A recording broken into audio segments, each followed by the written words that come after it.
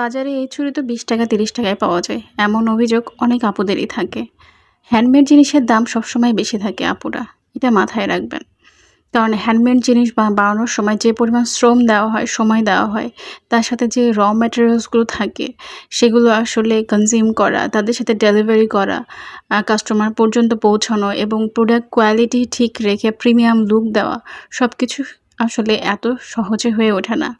আপনি সবসময় একটা হ্যান্ডমেড জুয়েলারির কোয়ালিটি দেখবেন এবং বাজারের থেকে 20-30 টাকা দিয়ে কিনে নিয়ে এসে সেই চুড়ির কোয়ালিটি দেখবেন।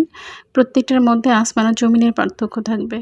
তাই যারা জুয়েলারি মেক করে তাদের যে এফোর্টটা থাকে তাকে আসলে ছোট করে দেখার কিছু নেই। আপনার যদি মনে হয় যে আপনার কাছে তার কোয়ালিটি বেস্ট মনে হয়েছে, তবে আপনি কিনবেন। এছাড়াও তো আর কেনার প্রয়োজন নেই। আপনি বাজার থেকে যেটা কিনছেন সেটাই কিনে আপনি ইউজ করলেন। আমি প্রায় এই যে চুড়িটা বানিয়েছি, চুড়িটাতে আমার সময় দিতে হয়েছে 1.5 ঘন্টার মতো।